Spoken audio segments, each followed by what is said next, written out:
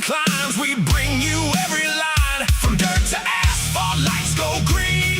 Battle hard, chase the dream. Every lap, every turn. Feel that engine burn.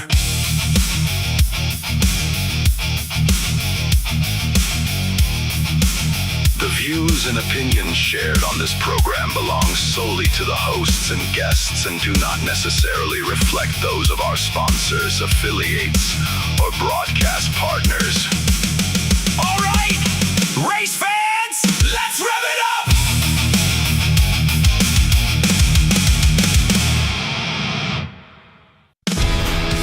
You've probably seen us all over the racing world and doing a lot of racing designs for events and race teams, but we also do a lot of stuff from small boutiques in small cities all the way up to Fortune 500 companies. Your brand deserves to be seen. We print on more than just shirts, hats, jackets, bags, and much, much more. Custom corporate branding starts here.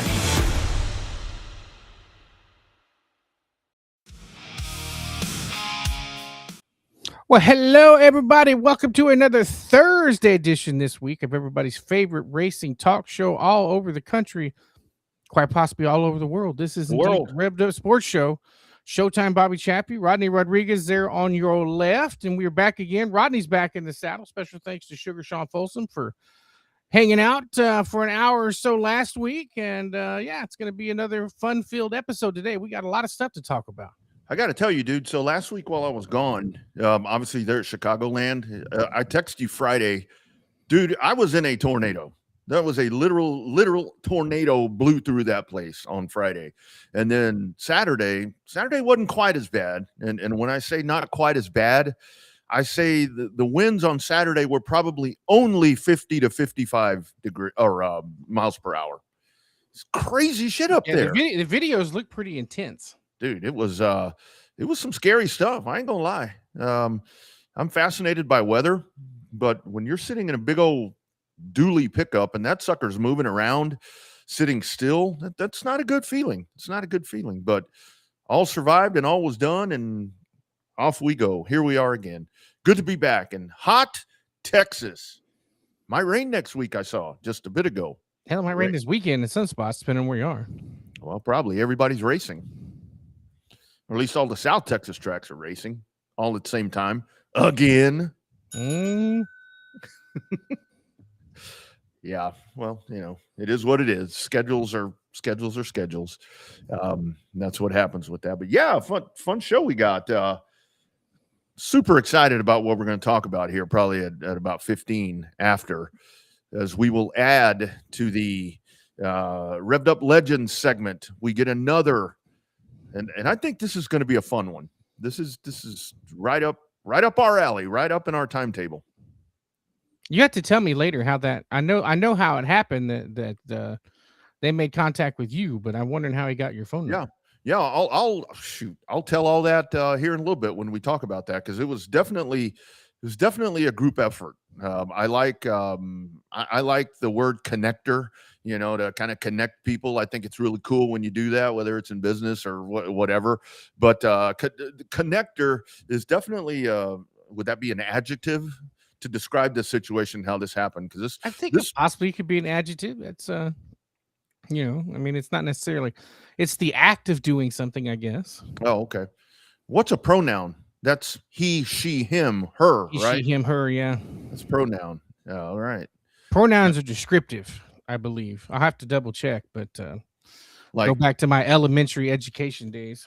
Like if I was describing a race car and I said, boy, that's a real piece of shit, that would be a pronoun, right? The pronoun would be an insult. Probably. Yeah, the pronoun would be shit and turd, I think would be. Nice. Or shit. The pronouns identify as shit and box. That's probably the right one. There you go. So what was, I saw what you posted. So pit lizard, would that be an adjective? That's everything. Yeah, that's a descriptor. That is a noun. That is a verb.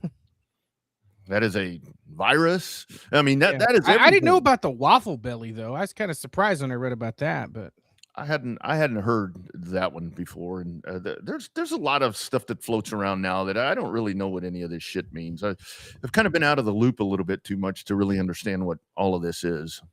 Well, you're getting old. That's why. No, that's exactly right. That's exactly right. The Speaking young of kids old, don't flock to us as much as they used to in terms of like speaking language with us and learning the new lingo and shit like that. well, hell, we taught this whole generation of racers right now how to talk.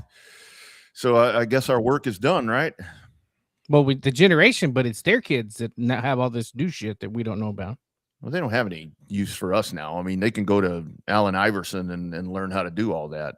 And That's it's true. like, oh, so to answer that question, I answered it on Facebook with that tune that played right there. I think we talked about this already. That is not me singing. I don't think it's you, Bobby, is it? I mean, Not me. uh, I just help coordinate it. yeah, it is definitely not me. I don't know who it is. And I saw another song dropped just a little bit ago today. I don't think it's anybody from here, but they dropped the song too. So it's like now all the racers are becoming entertainers. It seems like Mhm. a lot of Marty Robbins people running around here.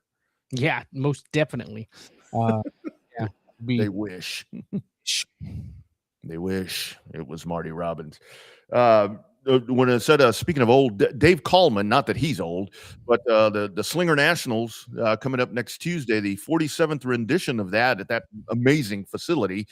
Dave Coleman set to join us here from the Milwaukee General Sentinel.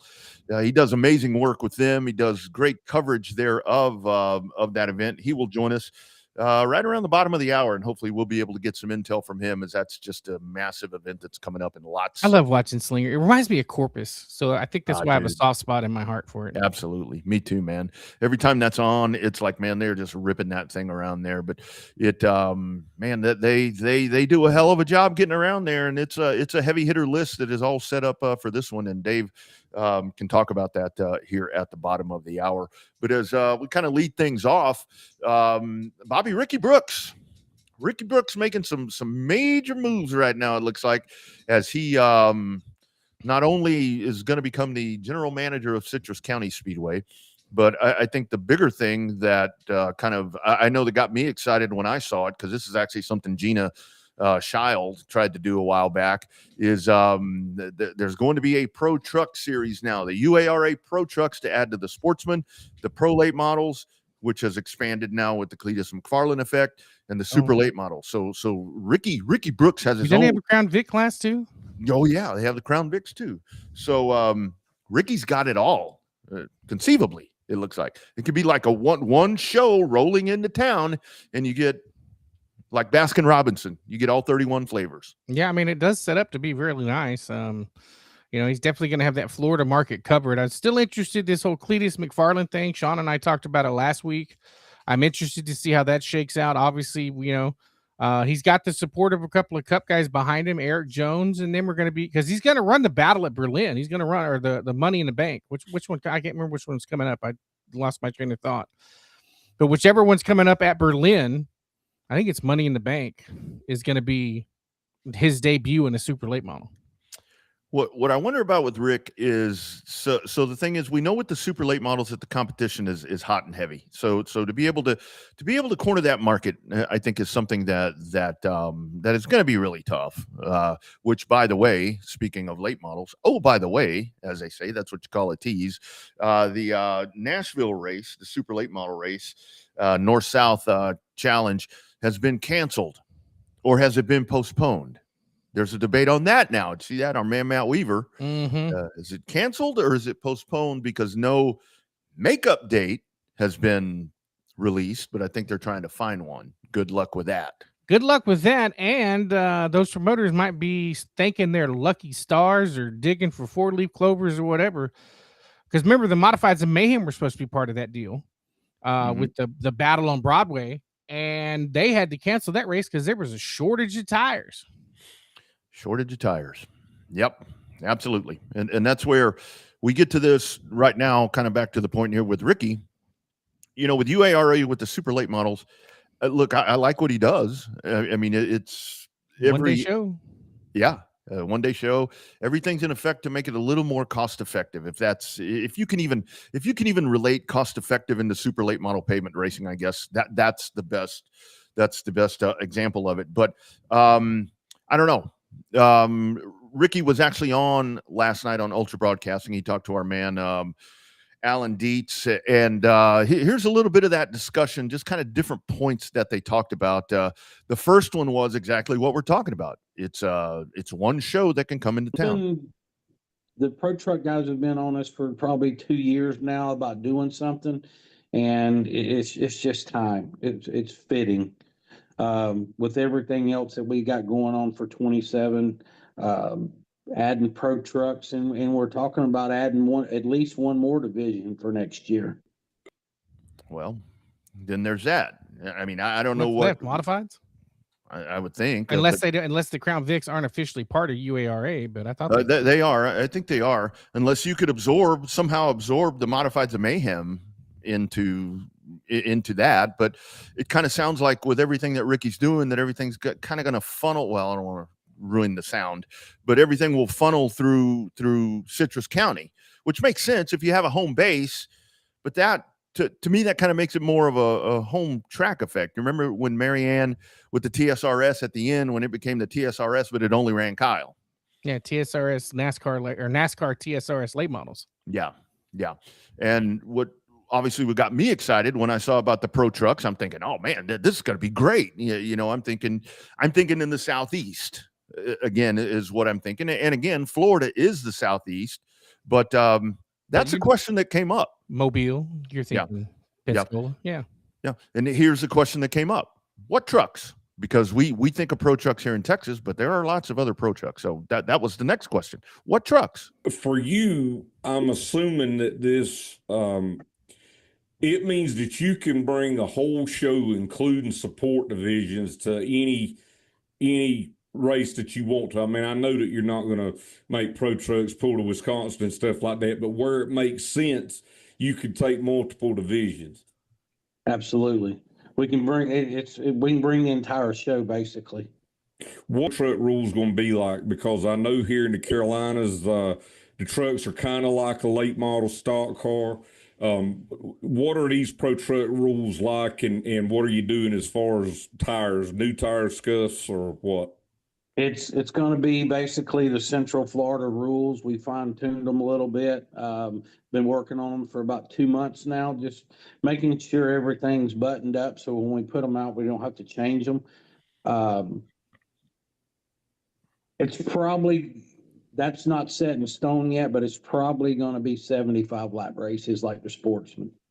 And it'll be new tires. Okay. Pensacola and yeah, he did go on to that, and here's the part. You know, I'm thinking, okay, the Central Florida trucks. I mean, they do. I mean, our friends at Sunshine State Racing, we see some of what they put together here. And again, this is Ricky Brooks. Here is why we're not doing the stuff that we watch. And out of Texas, they're similar, but the trucks that run at Pensacola and Mobile are a little bit more advanced.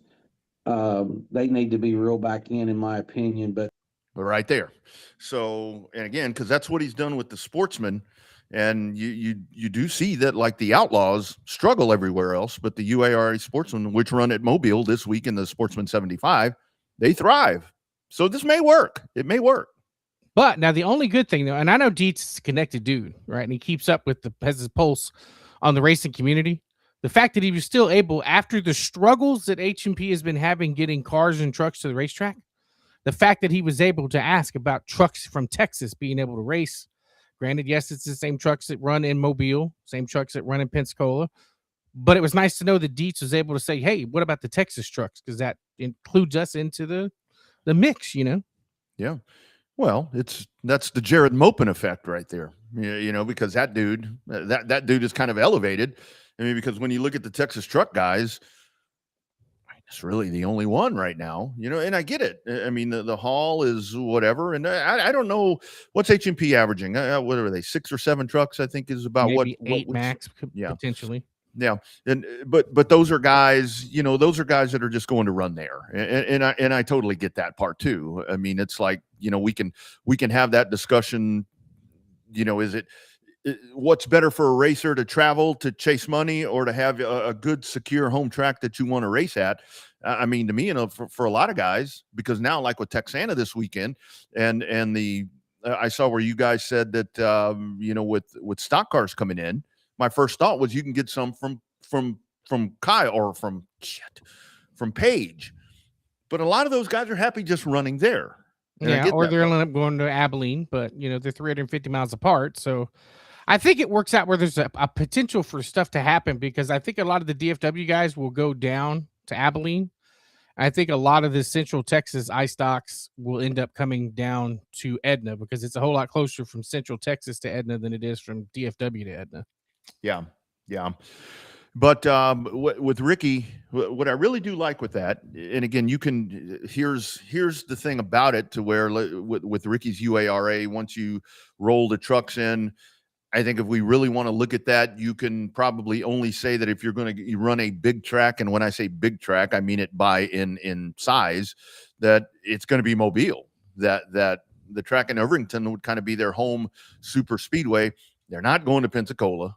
I mean, it's pretty obvious there. I mean, yeah, the UARA trucks will not run at Pensacola. No, they absolutely will not. And that's why I think that for Ricky, that's a really good move, because Ricky has a great following and a great base in Florida outside of Five Flag Speedway. Well, I mean, there are people there at Five Flag Speedway that love and adore Ricky, but when it comes to going and getting, you go chase what's a little healthier, in my opinion, in Central Florida, and that is those pro trucks. So I'd love to compare the rules. I haven't had time to sit down and do that. Maybe we just get Ricky on here and he can tell us.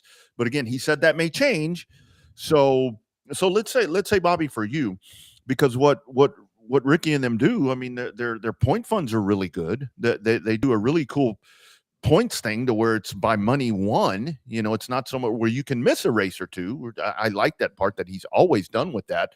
So if let's say you had a truck here in Texas and you're racing in Houston, and you had the capital to where you could go race Florida, go race wherever this thing is going to do, would you consider converting yours to be a part of UARA, or would you be more happy just kind of staying in one place? Depends on how far off the rules are. When he says rein them in, that could be something simple as shocks. Yeah. Could be something as simple. It could be something simple as headers, or potentially transmissions, or whatever the case may be.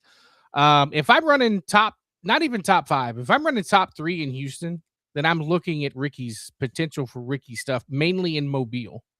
I'm not going to unless it's a big money show, I'm not going all the way to Citrus County. That's a hell of a long way. Yeah. That's a hell of a long way. So I think that your best bet is to try to get some of them guys and gals in there from Mobile and go with it, because that's the next closest track. I mean, some of the truck guys run, that's the same rule package as Pensacola, Mobile, and Houston. They all run pretty much the exact same set of rules, because that's where you're getting the trucks from. Mm-hmm. But there's a hell of a lot more trucks that go from Houston to Florida than Florida to Houston. Absolutely. And that's where, I've talked about it before, where people have told me directly, to where it's like, I don't want to run the smaller track. It's like we live and die on the bigger tracks, but like we're going to talk about Slinger here in just a little bit. I mean, that one kind of bumps them all with that one, so I don't know. It's going to be interesting to follow and see how it works out, but Ricky's making some big moves right there. I like the unity part. I like all that. There's going to be detractors for it. And he went on to say that with Citrus County, probably somewhere in the area of 11 events will be what they're looking there. I think that's a pretty compact schedule. I don't know if that's all divisions. I don't know. I personally think that that the Sportsman and the trucks and the Crown Vics, I think, would be a pretty good pill. I don't know if you break all that up and you're like pros and trucks, Sportsman and supers, or how that's going to happen, but it's a novel concept. Depending on the rules for the Crown Vics, they could run both. Mm-hmm. They could run both sets if you divide them. Like that's what Terry tried to do with USRA. He divided up late models and trucks and then modified. So, you tried to get more stuff done with the late models, with the super late models back in the day, but that didn't seem to get any traction. So, and I think that's really where I think kind of maybe what Ricky's doing. I don't know if he would actually tell us this, but to where it's like, if you're going to grow the UARA, because like we said, the super late model is what it is. That's going to be really, really hard with all the competition, with everything that's going on. Make it centric on the super late models, and you do, I don't know, 3-4 big shows with the still run them, but you have the Rattler, you have the whatever it's going to be that are kind of the marquee things, and then you base everything else with the other stuff, kind of working up to that. So I don't know. We'll have to get Ricky on here and discuss that. But I just thought that was there you go, Pro Trucks. I like that. It'll be cool. It's an opportunity. Yep. It just depends. It just depends. Like you said, he's got to reel him in. So it just depends on what his version of reel him in is. Yeah, reel him in, and the whole thing is, I think people know by now the way he operates. So it's not one of those things to where somebody's going to jump into one of the, let's say, the truck, for example. The rules are written, whatever they've done to change the Central Florida ones or kind of tweak them up a little bit, and somebody's going to get taken off guard with a technical thing and be all pissed off. I think with Ricky that it's pretty cut and dry. Pretty cut and dry. Yeah, pretty cut and dry when it comes to Ricky. He's not gonna let a super late model guy come in and stink up the Crown Vic rules. It ain't gonna be this Mickey Mouse shit like FIFA. You're not gonna have all that. Yeah, you won't have all of that happening. Speaking of FIFA, big announcement coming up here in just 2 minutes after I make this point, because I'll forget. When we sit here and we talk about NASCAR numbers and all that, wow, only 1.5, only 2 million. Do you see the Mexico England number? It's pretty intense. Between Fox and I guess it's Deportes. Yeah. Deportes. 44 million people watching that footy game, as they say. It's incredible. And the Americans still suck because we don't play soccer in this country. Can't get past. You can't get past the round of 16. Americans just need to stick to what they know. Hockey. Just stick to hockey. Don't mess with anything else. We've won hockey over here. That's it. Yeah, if we didn't have American football, soccer would be king, but it's not. So, and racing isn't either. So that's kind of my point there, to where it's like all these TV numbers. I don't care what metric you look at that. 2.5 million, or on a good day, 7 million for the Daytona 500, 6 million for the Indy 500, 44 million. Yeah, but everybody's still wishing they bought more inventory with races. Fox wants more, Prime wants more, Turner wants more, NBC wants more. Well, only so many to go around. I hope Prime would have got him. Speaking of 44, what is half of 44, my friend? 22. Ooh, number near and dear to my heart. I love that number. I raced that number for a long time. Probably my favorite number. 22 and 4 are my favorite numbers all time. 7 is right there. 53 right behind them. On this program, next Wednesday, 7 o'clock, another guy that ran number 22. Much more successful than I did, by the way. We'll be joining the program. Here we go, friends. This right here. How about that? Anybody recognize that machine? I do. I watched that one a whole lot. 7 o'clock. I'm used to him in the black and gold 20. Yep. That's the one I'm used to him being in. Got the 20. This was probably 1983 or 84. There's another long-nosed, big-ass one that we'll get some pictures dug up. The Legend Series continues, coming up next Wednesday night, live right here on this program at 6. We're going to get him right at the top. The great Kenny Neal. That's going to be fun. He's got stories. I got 45 minutes of them last night, Bobby. Wow. Dude, I'm like, man, all right. This is going to be good. He's like, I got stories. He's ready to go. He is fired up and ready to go. That's going to be a whole lot of fun. Going to be a lot of fun. For those that aren't used to the Legends interviews, they once we get them relaxed, that's when they start telling all the good stories. Yeah, absolutely. And he's got a lot to tell from right there in San Antonio. Just a lot of great things that he did, and that was very much a heyday. I mean, this dude, kind of started out in the Thunder stocks. Don't want to spoil it for everybody. We'll let him tell all these details, but kind of gradually up through the limited late models, and then into the late models and into Romco, and just a lot of different variations of race car that you saw him in. And those Miller cars right there, man. Those Miller American cars were absolutely gorgeous. Yeah, they were. Like I said, I'm more partial to the genuine draft number 20. And then that Oldsmobile that he ran for Crestwell, that thing was slick as hell too. So, but those were good time memories. It'll be a lot of fun. We will make sure to get that news posted on all of the socials, including the San Antonio Race Reunion page. So that'll be a lot of fun next week. He was actually, I mean, he was dropping names last night, and I mean, I remember Kenny. I mean, I remember when he started. I mean, that's an age thing, and Captain Bruce Wright right here, he's got it called the Mission Party. So this Kenny Neal, I guess that answers the question from our text this afternoon. Ken Neal was an Iceman too. Ken Neal was an Iceman at one time. I came after. Well, I guess Terry Labonte was before all of us, but and then now they're everywhere. But yeah, Ken Neal was an Iceman, and he was, man. Those cars were fast. He was talking last night. Here's the thing with Ken, because he's been very out of touch. We were talking about different drivers. He threw a couple of names at me, and I'm like, oh yeah, that no longer with us anymore. He's like, I didn't know that. So we'll be enlightening him on some stuff as we go on. But yeah, Ken Neal out of San Antonio, he be fired up and ready to go at 7:00 next Wednesday. That was gonna be a lot of fun. Yeah, a lot of fun.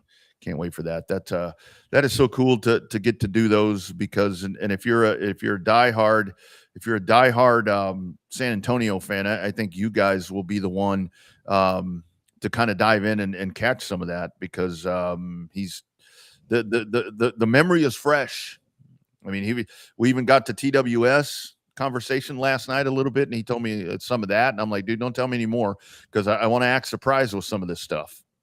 Well, and the best part, the show is interactive, so we may be able to swing in some of y'all's questions throughout the show if we can fit them in, which is what we've done before on some of the Legends interviews. A little different when we do it on video. A lot of the really good Legends interviews are back on audio only. So yeah, you can always email us at revvedupsportshow@gmail.com if you have something that you'd like us to run by Ken, or message either one of us. A lot of times that's how it happens. Hey, ask him about this.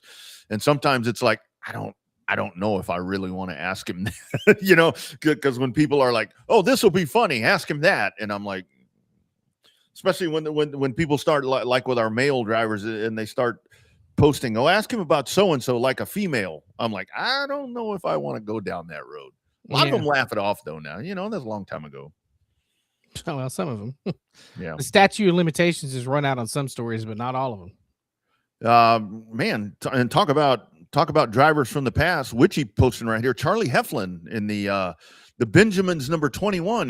Charlie Heflin won that race in Corpus at Coal Night in 1994, where Slick and all them crashed coming out of turn 4. John Kelly, Umscheid ended up on his lid there at one point there in turns 3 and 4. All his late model stuff for sale, $1,000. I wonder if that late model would fit a Fireball rule. Probably. I don't know if you have to have a stock front clip for a Fireball. I think you probably do. I think you probably do. I don't know if that would be a tube. That's probably a tube frame ass end for sure. But I don't know, because you think if it's still that stuff, you could probably modify it pretty good. Home build it and make it better. Yeah, modify it. Yeah, absolutely.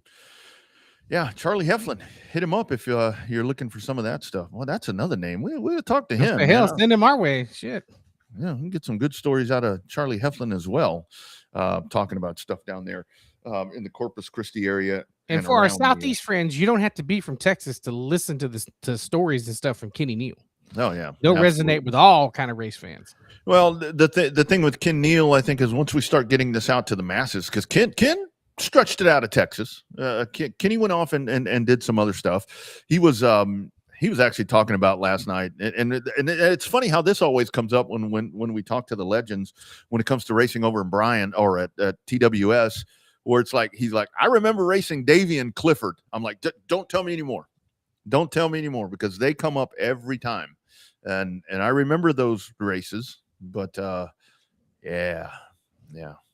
Good conversations to be had. You never did break the news on how he got your number. Oh, all right. Yeah, super good. So this was a conversation.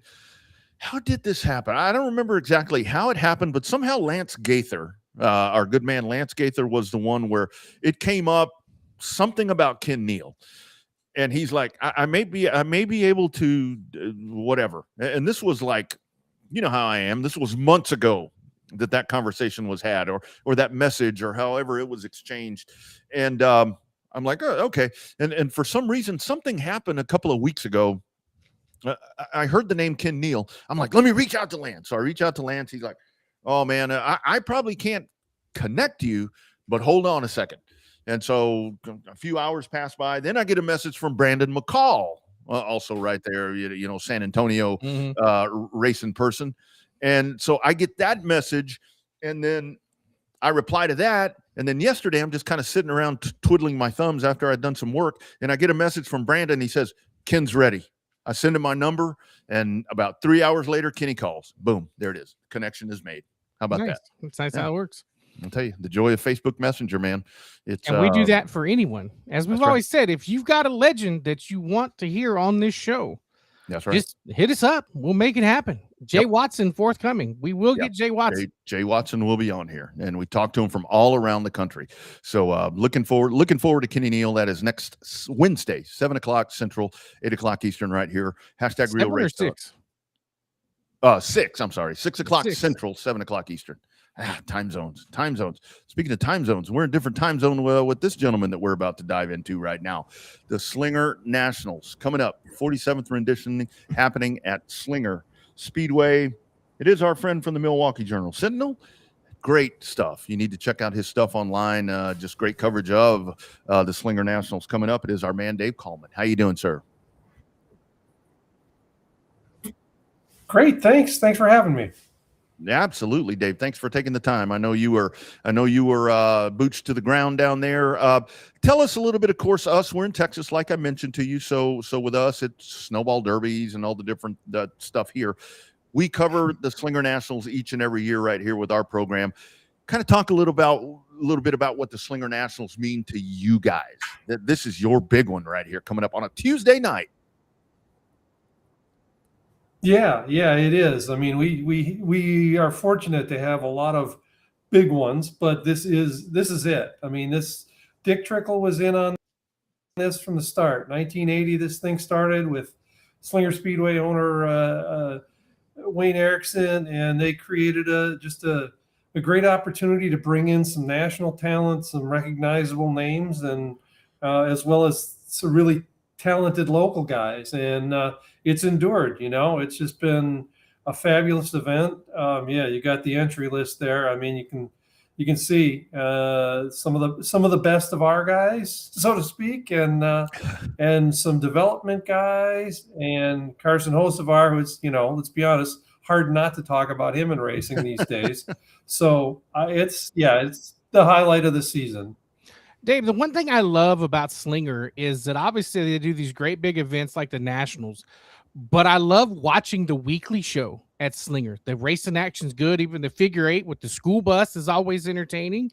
And, and the super late models, they put on a fantastic, I mean, maybe not weekly, but, a fairly consistent appearance there at Slinger. They put on some great racing. How much, in your opinion, does that solid weekly racing series base help the Nationals? Or does the Nationals help weekly, or does weekly help the Nationals, or is it a little bit of both?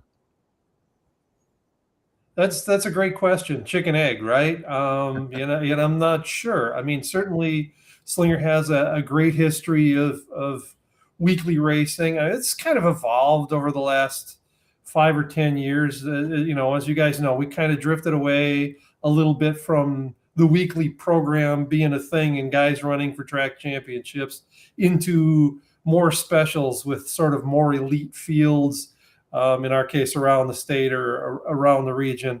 But the nice thing about the Nationals is it gives a chance for some of those local guys, some of those guys who've been out there for 5, 10, 20, 30 years, a chance to race against those big names. And really be in a good place because they're there every week. They may not have the budget, they may not have the overall experience, and they certainly don't have the national name part of it, but they're there every week. They know how the track changes. They know what happens. And like you said, they spend a lot of time they put on some really good shows the rest of the year too. So that's one of the things that I think is really nice about it. Absolutely. Dave Coleman with us on the Revved Up Sports Show, previewing the Slinger Nationals coming up next week there at Slinger Super Speedway. Milwaukee Journal Sentinel is where you can find all of his great work, Dave, and kind of talking about that part right there, when the big hitters, as we want to call them, when they come into town, it really seems like for me that just with everything that we've heard and conversations that we've had, when they come in, kind of the cool part is they treat the regulars with the utmost respect. That is their place. They come in and super cordial, and that I know that's a small detail, but that really adds a lot of flavor, in my opinion, to a big race like this. Yeah, I think that's a great point. It is almost the first thing you hear when you talk to a visitor about coming to Slinger is they'll talk about the history of the event, and, the feel of it, and then how hard it is to compete with guys who race there every week. And it is, they do a really nice job of sort of fitting in. And for the most part, we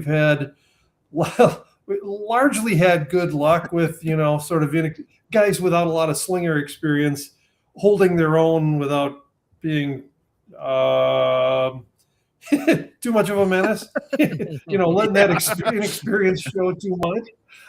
It happens. Certainly it happens. But for the most part, yeah, it's pretty good, respectful racing between the contingencies. And so it's funny. You get somebody like, this year, Hocevar, I think this will be his fourth trip. He said, not a lot. You get guys like Brad Miller, who was a track champion, has been out there for, well, he's almost as old as I am. So that gives you an idea how long he's been out there. And you get the regional guys who are there maybe, twice a year or something like that, year after year, the Gabe Summers types. Yeah. So they do a really nice job of mixing and blending. And I think there is a lot of mutual respect. Dave, you kind of stole a little bit of my thunder. My next question was going to be about the regional aspect of it in terms of like Wisconsin, because we bring in guys from all over the country to talk about their respective stuff, from the Southeast to California, Pacific Northwest. They've come in from up in Maine and all that with the past series and all that. What's the region like over there up in Wisconsin? Because I work with a bunch of guys from Wisconsin, and they were like, we only race. They're like, you guys only race once a week. I'm like, well, that's enough. They're like, no, you don't understand. From where we're at, it's 7 days a week up there where we're at, all the way from Monday all the way back around to Sunday. So talk about that regional racing up there as a whole.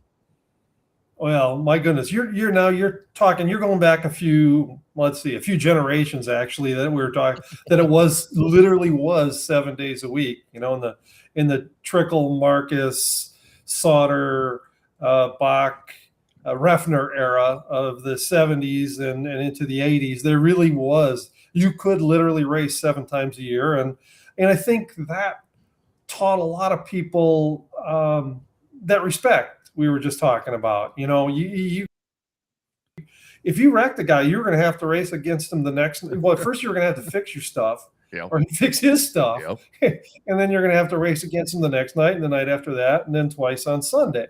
So, we don't quite have that much anymore. And like I said, it's kind of sad that the rules have drifted apart a little bit, in the sense that what works at one track maybe doesn't put on such a good show at another. So people have had to make adjustments that way. And let's be honest, the cost has gone up, I don't know, 100-fold since Trickle did this. Least. You know what I mean? And whereas the money, the potential income has not kept pace with that. So it's really hard to do that much. But you get a guy, you look at, the team that Ty Majeski races the short track stuff with. Run I think most of the ASA stars, a bunch of a number of Midwest Tour races, and I think he's at Slinger like 5 or 6 times this year. Fenhouse did a little stuff down south, but he's mostly been, Midwest Tour, Midwest big specials kind of guy. Gabe Summers won the Midwest Tour a few years running. Casey Johnson has had some, he had some concussion related stuff that really kept him down a little bit, but I mean, he's a guy who can go anywhere and contend. So, it's a really strong bunch. Yeah, absolutely. Dave, I have to ask you, so this year, a little added wrinkle, kind of in the sense of NASCAR with bracket challenges and all this different stuff.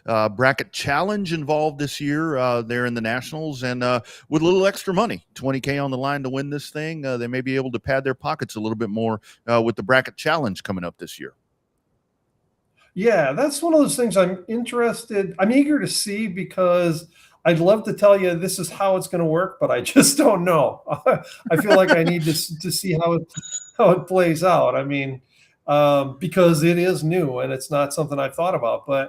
But Travis Dasso, the relatively new track owner, and some of his guys were kicking around ideas on like, okay, how do we make this a bigger deal? How do we bring a fan element into Monday night, because the drivers are all going to be there anyway. Right. So can we have a little crowd? Can we tie the 2 nights together? Can we have a little extra money on the line? And I mean, there's a 100 lap CRA Pro Late Model race too on Monday night. So, and I believe there's a bonus. Now, this is where I probably should have paid closer attention, or I should have better memory.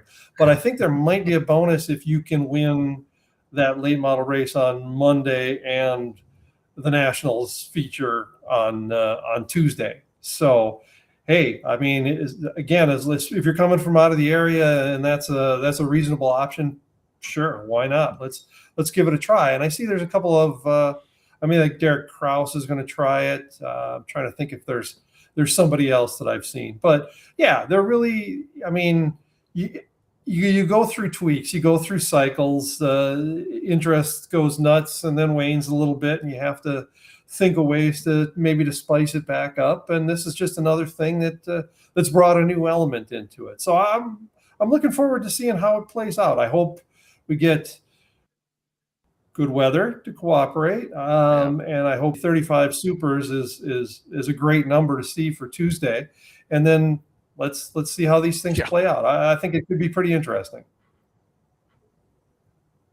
So Dave, what's the streaming situation up like there for Slinger? Because I know that we have discussions with promoters all over the country, and some say it's welcome, some say it's not.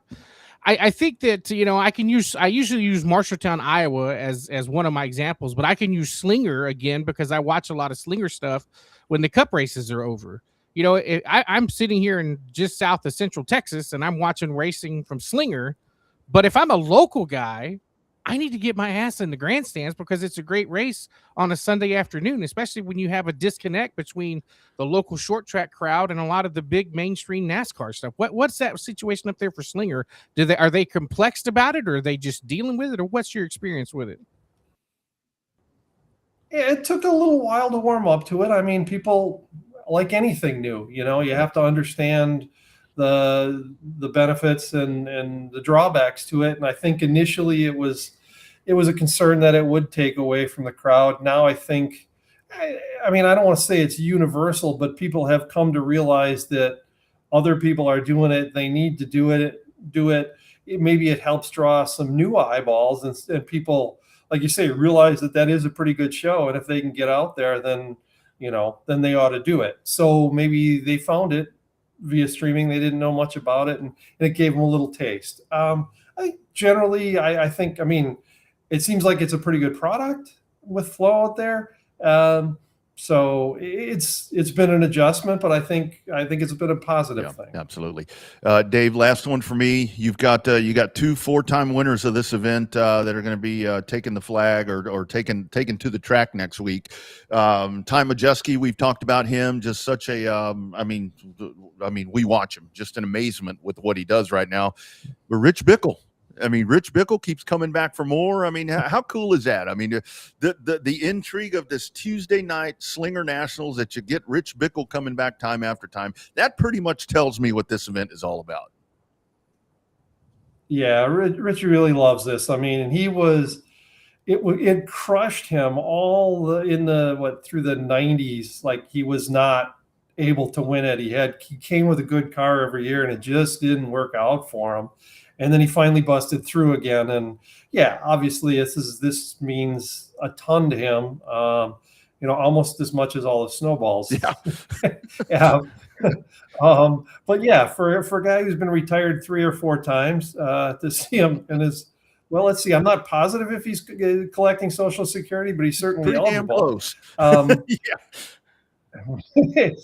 Yeah. What's been fun is, he comes out there. You don't want to see a guy come out there and a guy like that to come out there and just ride around in circles. He has been competitive. Now, he's had his share of issues the last few years, which is unfortunate. Stuff breaks. Maybe stuff's a little more likely to break if you're not testing it out every week. Right. So he's, has had some trouble getting the results he'd like, but there have been times he's been fast for sure. Fastest car in the field for a while. Unfortunately, for a while doesn't necessarily get you the trophy unless it's at the end, But yeah, he's always fun to watch, and there's nobody who knows that place as well as he does, who's seen it. Let's be honest, he's been going out there for what, 40, 43 years, something like that. I'd be just guessing, but I bet you it's somewhere around there. Absolutely. So yeah, he's fun to watch, and Rich, anytime you get Rich excited, that's also good theater. So I look forward to seeing if he and Carson Hocevar are anywhere near each other.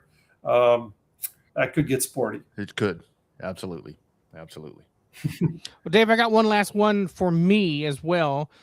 Is there a particular nationals that stick out for you, or is it one of those things kind of like when we go down to the Derby, you're just excited for the next one to see what the next page is going to be for the event? There have been two things here. One, I have a really lousy memory, and 2, if there have been 40, this will be the 47th one. This will be my 34th, maybe. They do kind of run together, unfortunately. But the nice thing is there have been so many good stories throughout the year, and really that's all I root for. I don't care who wins, just make it easy to write about. No, just put on a good show, and there have been a ton of memorable ones. To see Kyle Busch win it after trying and unsuccessfully a few times, to see Bickle win it after not for a while, to see Majeski moving up, to see Fenhouse winning at 17 and then getting into the SRX race when that was when there was that connection. There's just been to see Brad Miller get it a couple of years ago, while the circumstances were unfortunate that it happened in tech. That's not the way you want to see somebody win it, or you see it decided. But he'd been trying that thing for a long, long time, and part-time team, a bunch of guys in their 50s, and they ended up winning it. I think he had the idea, but it sure didn't look as good, like there was as good a chance as there was 10 or 15 years earlier. So, all those things. There have been so many, and they almost all of them have had some cool twist. Absolutely. That's what it's all about. These historic races. That's what makes them so cool. Dave, speaking of years, by the way, happy belated birthday. I saw as we were looking around today, I saw you had a birthday yesterday. So hope that was Slinger Nationals for your birthday every year, man. You can't beat that. Hey, last year it fell on my birthday, and I hit one of those milestones last year too. So that's what it's all about, right? I survived another one and survived another nationals. So you hit very 21 much. last year, so now you're 22. So there you go. You're ready for a bunch more. Ready to go. Ready to go. Yeah, something like that. Yeah, there you go. Dave Coleman, Milwaukee Journal Sentinel. Thanks for joining in, my friend. We'll be following along and may have to get you back on. We'll get a recap, man. Looking forward to this event coming up next Tuesday night. Sounds great. Enjoy. You bet. You bet. Thanks, Dave. There he goes. Big race. Still to me, it's like on a Tuesday night. It's like tracks around here. So much fun.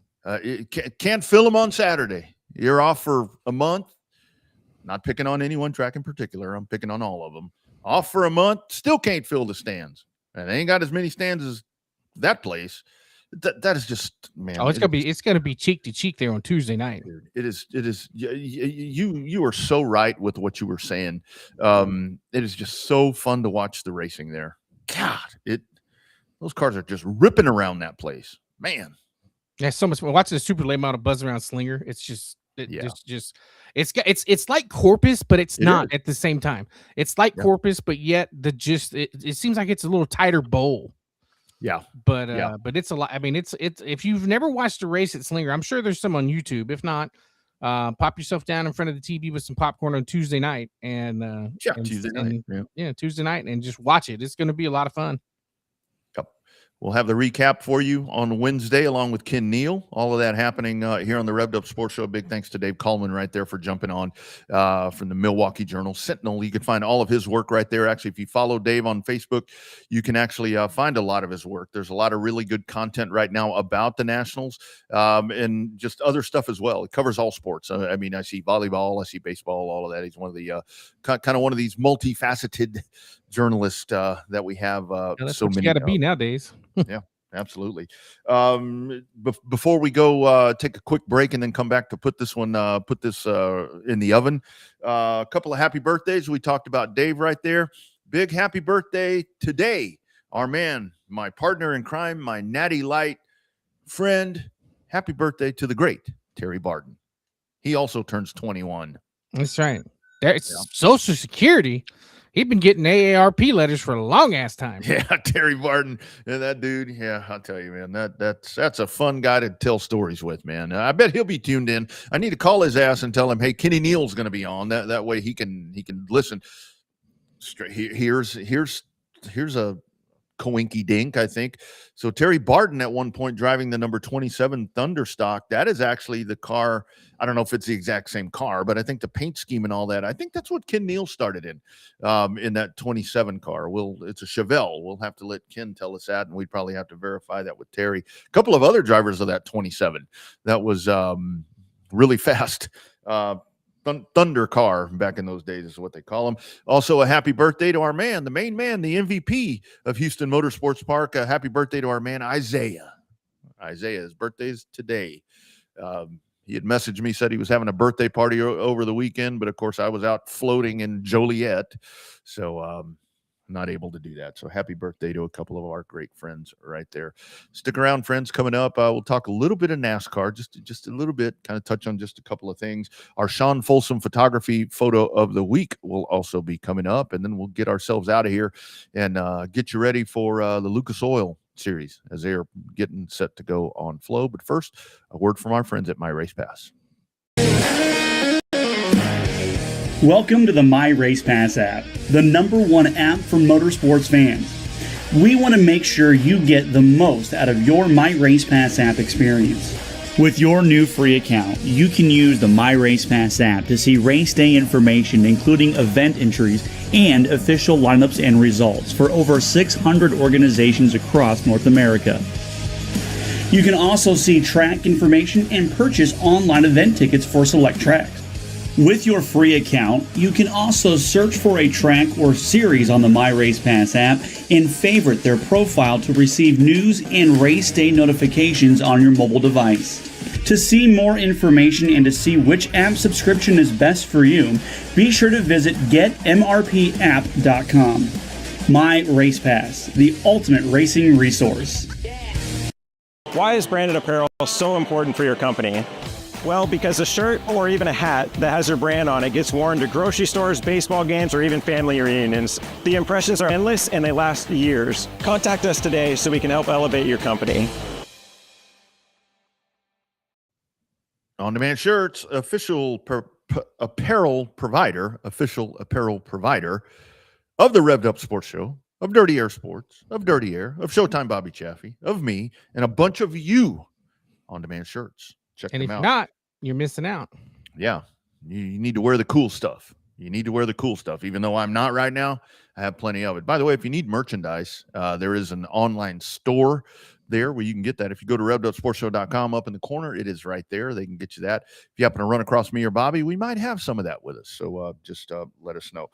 One quick note, you've got, I know you guys have a big factory stock show coming up at Texana. We can touch on that here just a little bit when we talk about our southern portion of events coming up. But Chatham, Louisiana at Super B Speedway, I guess we can kind of call it direct competition to you guys because a lot of those big hitters up there in the northern parts will probably be heading out that way for a $10,000 factory stock showdown. Again, a big money race. That's a lot of money. It's hard to turn down. But the thing about it is, Bobby, like we were kind of talking back and forth. For you guys at Tex, I think it's those guys. It's a hell of a long way down there. It's a hell of a long, and it's a nice, healthy purse that you guys have put together. But it's not $10,000. These are the ones that are going to draw them in. Yeah, it's not $10,000. Yeah, and you never know. I mean, you never know. You may get some of these guys to where it's like, okay, do I want to take a chance in even making this race at Chatham, or do I want to go where I think I may have a better opportunity to be in the better money? So it kind of all depends on how they look at it.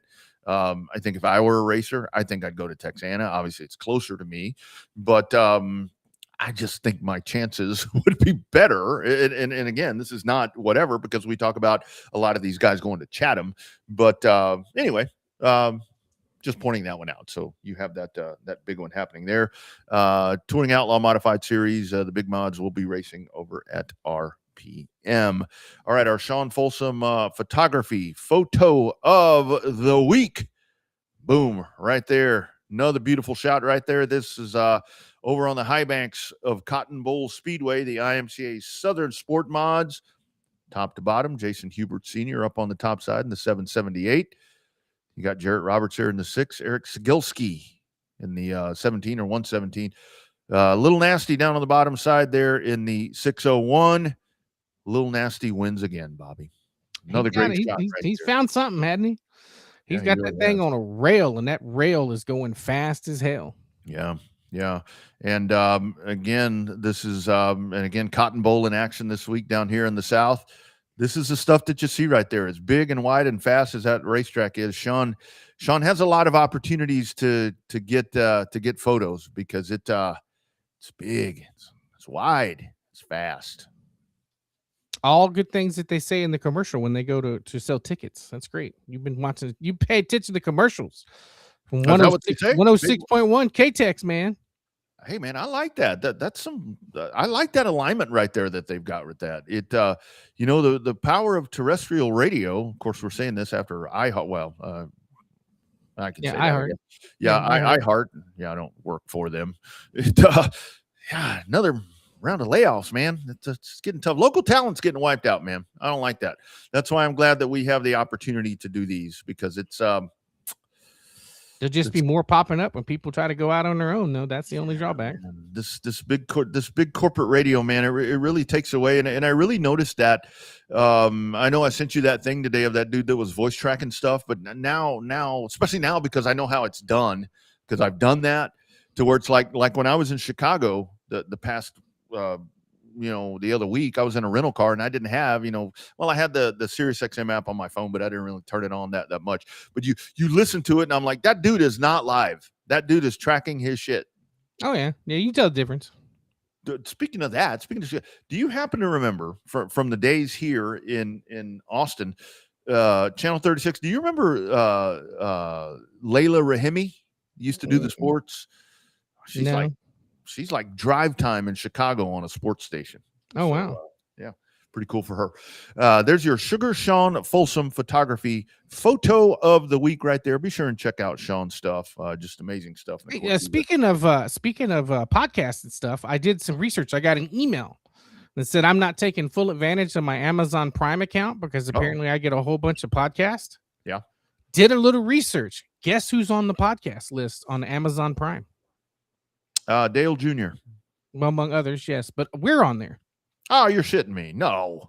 Really are. I did some research there to look. You got to search for it all the way. Revved Sports Show, and we are damn sure there on Amazon Prime underneath the podcast. See, Amazon Prime is so cool that Russ is on there, and you get a 30-day trial. Well, I don't know if that still goes on, but look, man, as we kind of gravitate over to NASCAR, do want to mention this that Captain Bruce mentioned on that 718 show out there at HMP, among other things. It sounds like there's a lot of stuff going on, but you'll have the Quarter Midgets doing an exhibition there, so that ought to be pretty cool as they'll put them out in the infield. I would say put them towards turn one. Put them out towards turn one. I don't know if they did that last year. We put them in turn 4, and I think we should have put them over on the other side. And that's bad on us, but that's okay. Whatever. As we go over to the NASCAR thing, I first Chicagoland, great job. That this poster back here that I have, that this was actually given to me by Kindle by my daughter, and this, in my opinion, that was the heyday of the NASCAR tracks. And I think there's probably only 2 road courses on there, which is Watkins Glen and I guess Sears Point. I think it's probably the other one, but Chicagoland, all of those. Chicagoland is still racy. It's bumpy. And everything you wanted it to be. Yeah, it was. People showed up and showed out. That's how you rally around something. And I ain't lying, Bobby. That was... Dude, it looked like TMS the first year. Parking lots, people were stuck. We had people that were helping us with our job. We had two people that got stuck on Friday night. I mean, it was a freaking mess. They found a way to make it work. And it was sold out. Here we go. Oh, here we go. Sold out, meaning every ticket available was sold or accounted for, I guess. Because It's like, I feel like I'm in a political debate every time I bring this up, because like, no, the seat was empty. Well, the seat got sold. Well, they probably gave it away. Well, but the ticket wasn't available is what I'm trying to process here. Well, I mean, it is what it is. I mean, people are going to complain. People are going to talk about it. It looked packed. It looked full. Yeah. I mean, it looked like there was a ton of people. But the best thing is, it got better from Friday to Saturday, Saturday into Sunday. They got together, worked over it overnight. Obviously, when it rains, like apparently that was like a down. It's just like when we went to the street race in Chicago. Something about NASCAR in Chicago, they get record-setting rain from not having it for a long time. It's the date. It's July 4th. I mean, because I had totally forgotten that one. I guess the last one in 19, same shit. That one got delayed substantially. So it's like me and a coworker were talking about this over the weekend. It's like, and he's from that area, out Springfield, Missouri area. It's like, just get it off of the 4th, utilize the 4th. I mean, Daytona's probably the place. I mean, but Daytona, the city doesn't want it. They don't want it. There's too much going on. That's what they're talking about. They want the race in August because it brings more tax dollars in throughout the year. I mean, July at Daytona, the July 4th weekend is the weekend to have that race. But the city of Daytona and Volusia County, they don't want it on 4th of July weekend. They want the extra tax revenue when the racers and shit come in August. Yeah, that's what I thought was so funny with everybody saying the Daytona thing, where it's like the city and county are like, no, we told them no. They wanted to be here. We don't want them here. That there's that too. I mean, that's where, and see, this is where a lot of this, and here's the problem that I saw at Chicagoland, because Chicagoland is very much like the entrance into Chicagoland, dude, it makes 812, as much as we laugh and talk shit about 812 getting into Coda, dude, it makes 812 looked like the tollway out here. Oh, This is wow. some raggedy dag little, I mean, literally 2 lanes. It's under construction right now. And I saw people complaining about the construction. It's very apparent to me that construction has been going on for a long time. So they had to adapt, and they were doing different things. There's a drag strip right behind there. So they were moving people back and forth in. But, you know, when you want to complain about the weather, I mean, look, it's uncontrollable. I just think get it off of July 4th. I mean, that's probably the answer. But of course, just like anything else, when we have an event like this, and this is where I've, with the San Diego thing going over to 4th of July, it's probably a good idea. Apparently San Diego's going to come back. I kind of like the idea. If you're going to actively involve the military, maybe find ways to go build tracks at other places. You can build one in Fort Hood. Although granted, the mayor of San Diego doesn't want it on 4th of July because apparently they do a bunch of 4th of July related stuff already. And I fully say this with the most confidence, and people can be mad at me if they want. I get messages all the time where people are pissed off at what I say. The Chicago street course race on July 4th, people didn't like it. It was no good. People were going to get shot. People were going to whatever. The weather didn't help. I totally get that part. The San Diego street course race, again, same concept for the most part, you know, a temporary racing place, but it was involving the military. It was on the 250. It was on all of that. Great. Best thing ever. A lot more receptive. Yeah. But hell, Chicago wants the race back. They want the street course race back, despite NASCAR losing their ass. And I heard what's his name say, why can't we run them both? You know, and I mean, don't back to back them like they used to do. Remember Pocono? They race there like 2 weeks apart. I mean, don't do that. But yeah, I mean, maybe it'll work. But Chicagoland just kind of felt like what we call the modern era. Yeah. Just the track was a little beat up. Speaking of beat up tracks, did you see the fairgrounds? So when they announced this postponement, cancellation, cancel with 1 L, cancel with 2 L's, whatever it was. Did you see the pictures of the track where they're like, I mean, I know they don't have a lot of money to fix the place, but dude, they're like cutting up big ass pieces of that place. That track needs some love. And that ain't gonna nobody's gonna put money in that track till they figure out what they're gonna do with it. Ain't nobody gonna give that thing love. Nope, it ain't. It ain't long. With the fairgrounds, I hate to be the Debbie Downer, but the fairgrounds will cease to exist and will be a parking lot for the soccer stadium in the next 5 years. Within the next 5 years, it will. Yeah, I think the local government or I think whoever's kind of the catalyst and all of that, they're just kind of sitting there dragging their heels, giving people hope, and then at some point they're just going to pull the trigger on that thing and be done with it. You know, it's just not possible with where that sits, with the amount of noise. Can you imagine a cup race there? Can you imagine a truck race there? I mean, there's no way. There's absolutely. I mean, I hate to say it, that's a grand old racetrack. They are disappearing. That's why you need to go out and support your local. But yeah, that's within 5 years, it's going to be a parking lot for the soccer stadium. Chicagoland, very few and far between, to where you get an opportunity to do that, and we've seen it ourselves with San Antonio Speedway. We had 4 chances, 3-4 chances to try to revive it. First one was great. That's where I go back to, if Chicagoland is back on the schedule, do you get maybe it does, because they've been bitten. They've been bitten by that before. And I think where Chicago does work, or Joliet does work, is that there's a lot of people in St. Louis that are pissed off because they don't have an NFL team, and they have the Cardinals and whatever.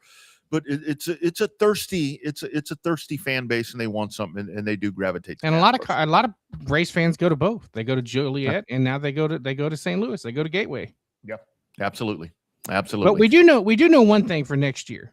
There's going to be at least 3 road courses on the schedule: Watkins Glen, Sonoma, and Coda. Yeah, because they're selling tickets for Coda already, so that's good. It's going to be a street race. The Roval's dead. We're not going to see the Roval again. And I like that one. I love the Roval. I thought it was great. Yeah, me too, man. That's, I know I've got a heart on for TWS, because we used to do that, or they used to do that. But man, I like that concept. I mean, I think that's great. I don't know, man. Before we go to IndyCar and wrap this up, as I say that for the fourth time, your man and Bobby Hill don't say it on the mess with radio. Aussie. Everybody's talking about, oh, he does know how to rough them up. They hadn't watched him racing supercars. He knows how to rough people up. Well, but never admit to it on pit road and never admit to it on the radio. Yeah. Dude's sharper than a $2 pistol. He's not like all these other people that get over there shooting their mouth off and talk, I'm going to get him. I'm going to get him. No, never say that. Even when you do it. And NASCAR did good by not penalizing Hill for coming up and sideswiping him. No, I agree. I mean, they let it slide. Obviously, it's been 3 instances now, because a lot of people forget when after that wreck at San Diego, he started backing up in front of Hill. And then when Hill go the other way, he started going forward. And then when Hill went the back way, he backed up, was blocking him for about 2 minutes, driving back and forth in front of him to keep him from driving away. What did Austin Hill call him? Van Steve Gutenberg or whatever he called him. For SVG, I hope that this gets settled enough, because he's still in the chase right now. Don't get consumed with this guy that's in the back all the time. I mean, he's going to get replaced by Gragson. Gragson's going to end up in the 33. I think that's a better move. I mean, I was reading some stuff today to where it's like Austin Hill likely to the 33. I'm like, hell no, put him back in the other car. That you let the good one get away already, for crying out loud. I mean, you let the good one get away. Josh Berry at front row is a really good fit. Yeah, could be. Even though they're probably going to put Lane Riggs in that car. Yeah. Speaking of that, then you had, like we were talking right there with Dave Kallman, and again, we'll get that reposted and get that out on YouTube for the Slinger Nationals preview. But you had Zane Smith and Carson Hocevar getting all locked up. It's like, you got Denny Hamlin and all these guys doing amazing things over here, and then all the action's happening back in the middle portion of the. And see that's why we go back to.